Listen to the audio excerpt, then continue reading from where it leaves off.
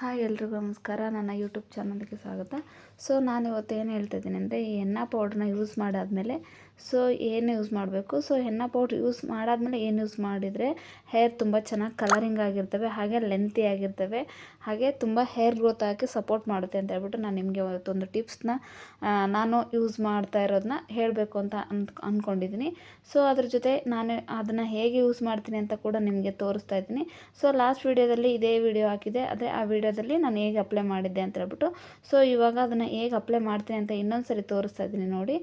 ಆ ಎಣ್ಣೆ ಪೌಡ್ರನ್ನ ನೆನೆಸಿ ಓವರ್ ನೈಟ್ ಬಿಟ್ಟು ನೆಕ್ಸ್ಟ್ ಡೇ ನಾನು ಆ ಮಾರ್ನಿಂಗ್ ಅಪ್ಲೈ ಮಾಡ್ತಾ ಇರೋದು.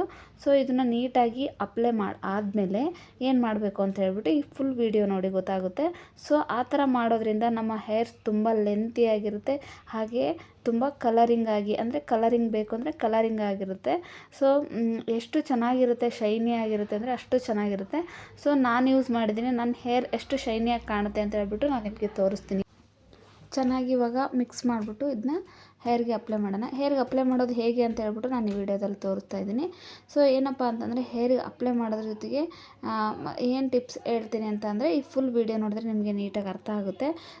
ನೋಡಿ, ಇವಾಗ ಆಲ್ರೆಡಿ ಲಾಸ್ಟ್ ವಿಡಿಯೋದಲ್ಲಿ ಫುಲ್ ತೋರಿಸೋದ್ರಿಂದ ಇದನ್ನ ಶಾರ್ಟಾಗಿ ತೋರಿಸ್ತಾ ಇದ್ದೀನಿ ನೋಡಿ. ಈ ಥರ ನೀಟಾಗಿ ಹೇರ್ಸ್ಗೆ, ಸ್ಕಾಲ್ಪಿಗೆ ಎಲ್ಲ ನೀಟಾಗಿ ಅಪ್ಲೈ ಮಾಡೋದ್ರಿಂದ ಈ ಎಣ್ಣೆ ಪೌಡ್ರ್ ಏನು ಕೆಲಸ ಮಾಡುತ್ತೆ ಅಂದರೆ, ಇದರಲ್ಲಿ ಆಮ್ಲ ಹಾಗೆ ಮೇಥಿ ಈ ಥರದ್ದೆಲ್ಲ ರಿಲೇಟಿವ್ಸ್ ಅಂದರೆ ಹೇರ್ ಗ್ರೋತಿಗೆ ಸಪೋರ್ಟಿವ್ ಆಗಿರೋಂಥ ಥಿಂಗ್ಸ್ ಇರೋದ್ರಿಂದ ಏನಾಗುತ್ತೆ ಅಂದರೆ ಹೇರ್ ಗ್ರೋತ್ ಆಗೋಕ್ಕೆ ಸಪೋರ್ಟ್ ಮಾಡುತ್ತೆ, ಹಾಗೆ ಹೇರ್ ಶೈನಿ ಆಗಿರುತ್ತೆ, ಹಾಗೆ ತುಂಬ ಚೆನ್ನಾಗಿ ನೋಡೋಕೆ ಕೂಡ ತುಂಬ ಚೆನ್ನಾಗಿರುತ್ತೆ. ಈ ಥರ ಎಲ್ಲ ನೀಟಾಗಿ ಅಪ್ಲೈ ಮಾಡಿ ಮೇಲೆ ಪುಟಪ್ ಮಾಡಬೇಕು. ಇದು ಬಂದ್ಬಿಟ್ಟು 1 ಅವರ್, ಅಂದರೆ ನಮಗೆ ಏನು ಕಲರಿಂಗ್ ಬೇಡ ಅಂತಂದರೆ 1 ಅವರ್ 1.5 ಅವರ್ ಆದಮೇಲೆ ಹೆಡ್ ಬಾತ್ ಮಾಡ್ಬೋದು. ಇಲ್ಲ ನಮಗೆ ಸ್ವಲ್ಪ ಕಲರಿಂಗ್ ಬೇಕು, ತುಂಬ ಶೈನಿಯಾಗಿ ಕಾಣಬೇಕಪ್ಪ ಅಂದರೆ ಅಟ್ಲೀಸ್ಟ್ ಒಂದು 3 ಅವರ್ಸ್ ಆದರೆ ಇದನ್ನ ಕಂಪಲ್ಸರಿ ಬಿಡಲೇಬೇಕು. 3 ಅವರ್ಸ್ ಬಿಟ್ಟರೆ ತುಂಬ ಚೆನ್ನಾಗಿ ಕಲರಿಂಗ್ ಆಗಿ ಕಾಣುತ್ತೆ. ಇದನ್ನು ಏನಪ್ಪ ಅಂತಂದರೆ, ಇದನ್ನ ಹಚ್ಚಿ 3 ಅವರ್ಸ್ ಆದಮೇಲೆ ಸ್ನಾನ ಮಾಡಬೇಕಾದ್ರೆ ನಾವು ಯಾವುದೇ ಕಾರಣಕ್ಕೂ ಶಾಂಪೂ ಆಗಲಿ ಸೋಪ್ ಆಗಲಿ ಯಾವುದನ್ನು ಯೂಸ್ ಮಾಡಬಾರ್ದು. ಇದನ್ನ ಯೂಸ್ ಮಾಡದೇ ಇದ್ದರೆ ಚೆನ್ನಾಗಿರುತ್ತೆ. ಇದಾದಮೇಲೆ ನೋಡಿ, ಹೆಡ್ ಬಾತ್ ಆದಮೇಲೆ ಹೇಗಿದೆ ಹೇರ್ಸ್ ಅಂತ ಹೇಳ್ಬಿಟ್ಟು ನೋಡಿ ಈ ಥರ ಇದೆ. ನಾನು ಇದಕ್ಕೆ ಯಾವುದೇ ಶಾಂಪೂ ಅದೇನು ಯೂಸ್ ಮಾಡಿಲ್ಲ. ನೆಕ್ಸ್ಟ್ ಡೇ ಬಂದು ನಾನು ಏನು ಯೂಸ್ ಮಾಡ್ತಿದ್ದೀನಿ ಅಂತ ನೋಡಿ. ಇದೇ ಟಿಪ್ಸ್ ನಾನು ಹೇಳ್ತಾ ಇರೋದು. ಏನಂದರೆ ಆಯಿಲ್ ಅಪ್ಲೈ ಮಾಡ್ತಾಯಿದ್ದೀನಿ. ಈ ಆಯಿಲ್ನ ಅಪ್ಲೈ ಮಾಡಬೇಕಂತಂದರೆ ಯಾವ ಥರ ಹೆಡ್ ಮಸಾಜ್ ಮಾಡ್ಕೋಬೇಕು, ಹಾಗೆ ಈ ಆಯಿಲ್ನ ಅಪ್ಲೈ ಮಾಡಿ ಯಾವಾಗ ಅಪ್ಲೈ ಮಾಡಬೇಕಪ್ಪ ಅಂತಂದರೆ ನೈಟ್ ಟೈಮ್ ಅಪ್ಲೈ ಮಾಡಬೇಕು. ಅಂದರೆ ಇವತ್ತು ಸ್ನಾನ ಮಾಡಿ ಫುಲ್ ಡೇ ಹೇರ್ನ ನೀಟಾಗಿ ಡ್ರೈ ಮಾಡ್ಕೋಬೇಕು. ಡ್ರೈ ಮಾಡಿಕೊಂಡು ನೀಟಾಗಿ ಸ್ಕಾಲ್ಪಿಗೆ ಮತ್ತು ಹೇರ್ಸ್ಗೆ ತುಂಬ ನೀಟಾಗಿ ಎಣ್ಣೆನ ಅಪ್ಲೈ ಮಾಡಬೇಕು. ಆ ಎಣ್ಣೆನ ಆ ಥರ ಅಪ್ಲೈ ಮಾಡೋದ್ರಿಂದ ಏನಾಗುತ್ತೆ ಅಂತಂದರೆ ಶೈನಾಗಿ ಕಾಣುತ್ತೆ ಹೇರ್ಸು, ಮತ್ತು ಉದ್ದ ಆಗಲಿಕ್ಕೆ ತುಂಬ ಸಪೋರ್ಟ್ ಆಗಿರುತ್ತೆ. ಅದೇ ಥರ ಏನಪ್ಪ ಅಂತಂದರೆ, ಈಗ ಅದು ಸ್ವಲ್ಪ ಪೌಡ್ರನ್ನ ಹಚ್ಚಿದಾಗೆ ಸ್ವಲ್ಪ ಡ್ರೈ ಅನ್ನಿಸ್ತಾ ಇರುತ್ತೆ ಅಲ್ವಾ. ಹಾಗಾಗಿ ನಾವೇನು ಮಾಡಬೇಕು ಅಂದರೆ ಈ ಎಣ್ಣೆನ ಅಪ್ಲೈ ಮಾಡಿದ್ರೆ ತುಂಬ ಸಾಫ್ಟ್ ಆಗುತ್ತೆ. ಹಾಗೆ ನೆಕ್ಸ್ಟ್ ಡೇ ಹೆಡ್ ಬಾತ್ ಮಾಡೋದ್ರಿಂದ ಅದು ತುಂಬ ಚೆನ್ನಾಗಿ ಕಾಣುತ್ತೆ, ತುಂಬ ಲುಕ್ಕಾಗಿ ಕಾಣುತ್ತೆ ಅಂತ ಹೇಳ್ಬೋದು. ಹಾಗಾಗಿ ಎಣ್ಣೆ ಮಸಾಜ್ ಮಾಡಬೇಕು. ಆ ಎಣ್ಣೆ ಮಸಾಜ್ ಮಾಡೋದು ಹೇಗೆ ಅಂತ ಹೇಳ್ಬಿಟ್ಟು ತೋರಿಸ್ತಾ ಇದ್ದೀನಿ. ಆ ಎಣ್ಣೆನ ನೀಟಾಗಿ ಅಪ್ಲೈ ಮಾಡಬೇಕು. ಅಂದರೆ ನಾವು ರೆಗ್ಯುಲರಾಗಿ ಹೇಗೆ ಅಪ್ಲೈ ಮಾಡ್ತೀವಿ ಅದೇ ಥರ ನೀಟಾಗಿ ಅಪ್ಲೈ ಮಾಡಬೇಕು. ನಾನು ಯಾವುದೇ ಥರದ ಕೂಂಬ್ ಯೂಸ್ ಮಾಡ್ತಾಯಿಲ್ಲ, ಯಾಕಂದರೆ ನೈಟ್ ಅಲ್ವಾ ಯೂಸ್ ಮಾಡ್ತಿರೋದು. ಸುಮ್ಮನೆ ಜಸ್ಟ್ ಹಾಗೆ ಎಣ್ಣೆನ ಅಪ್ಲೈ ಮಾಡಿಬಿಟ್ಟು ಜಡೆ ಹಾಕೋತೀನಿ. ಅದನ್ನು ಯಾವ ಥರ ಅಂತ ಹೇಳ್ಬಿಟ್ಟು ಫುಲ್ ವೀಡಿಯೋ ಮಿಸ್ ಮಾಡಿದೆ ನೋಡಿ. ಹಾಗೆ ಇನ್ನೂ ಯಾರು ಸಬ್ಸ್ಕ್ರೈಬ್ ಮಾಡಿಲ್ಲ ನನ್ನ ವೀಡಿಯೋ ನೋಡಿಬಿಟ್ಟು ಹಾಗೆ ಸಬ್ಸ್ಕ್ರೈಬ್ ಮಾಡಿ. ಮತ್ತು ಇದು ನೋಡಿ ಫುಲ್ ಲೆಂತ್ವರೆಗೂ ಹಚ್ಕೋಬೇಕು, ಯಾಕಂದರೆ ಕೆಳಗಡೆ ಗ್ರೋತ್ ಆಗೋವಂಥ ಚಾನ್ಸಸ್ ಇರುತ್ತಲ್ವ. ಹಾಗಾಗಿ ಅಲ್ಲಿ ಕೌಲು ಹೊಡೆಯುತ್ತೆ ಜಾಸ್ತಿ. ಆ ಕೌಲು ಹೊಡಿಬಾರ್ದು ಅಂತಂದರೆ ನಾವು ಮೇಯ್ನಾಗಿ ಕೆಳಗಡೆ ಹೇರ್ಸ್ಗೂ ಕೂಡ ತುಂಬ ನೀಟಾಗಿ ಎಣ್ಣೆನ ಅಪ್ಲೈ ಮಾಡಬೇಕು.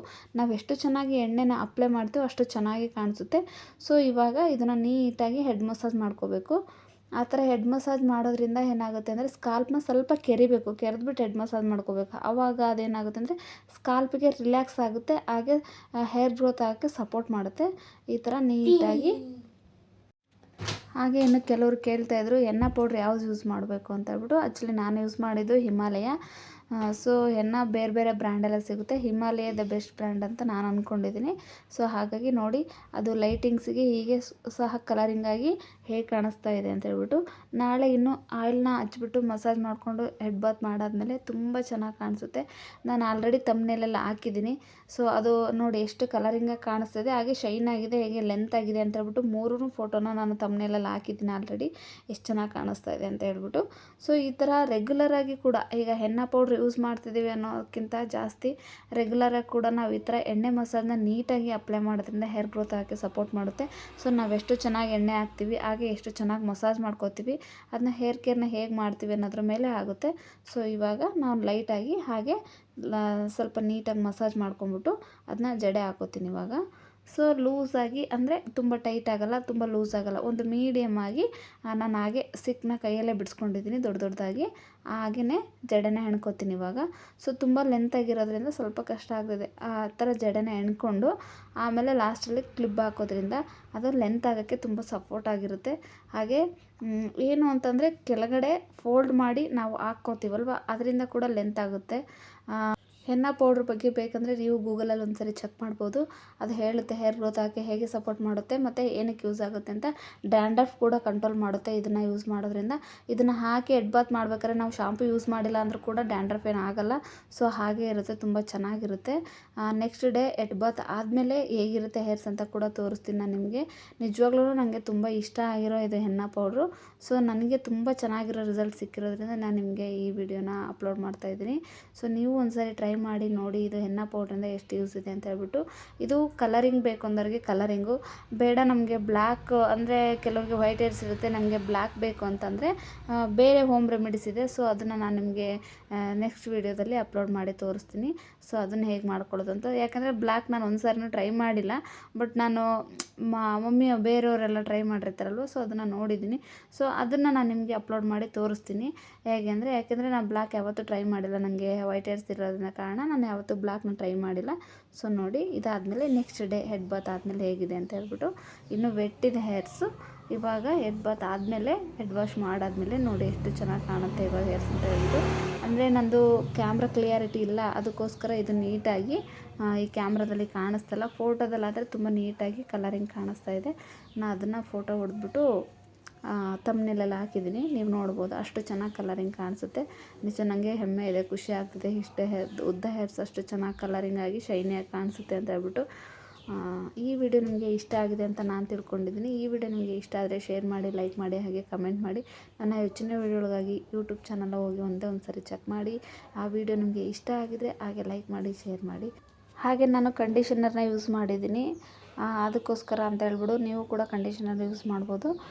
ಕಂಡೀಷನರ್ ಯೂಸ್ ಮಾಡಿದಾಗೆ ತುಂಬ ಈ ಥರ ಸಾಫ್ಟಾಗಿ ಸಿಕ್ಕಿಲ್ಲದೆ ನೋಡಿ, ನಾನು ಇನ್ನೂ ಕೂಂಬು ಯೂಸ್ ಮಾಡಿಲ್ಲ, ಸಿಕ್ಕಿಲ್ದೇ ಇದೆ ಯಾವ ಥರ ಹೇರ್ಸ್ ಇದೆ ಅಂತ ಹೇಳ್ಬಿಟ್ಟು. ಜಸ್ಟ್ ಇವಾಗ ವೆಟ್ಟಾಗಿರೋದನ್ನ ಹಾಸ್ಕೋತಾ ಇದ್ದೀನಿ. ಸೊ ಸಿಕ್ಕಿಲ್ಲ, ಎಷ್ಟು ನೀಟಾಗಿ ಸಾಫ್ಟಾಗಿ ಬರುತ್ತೆ ಅಂತ ಹೇಳ್ಬಿಟ್ಟು. ಸೊ ಹಾಗೆ ನಾನೊಂದು ಸಿರಮ್ನ ಯೂಸ್ ಮಾಡ್ತೀನಿ, ಆ ಸಿರಮ್ ಕೂಡ ಅಪ್ಲೈ ಮಾಡಿದ್ದೀನಿ.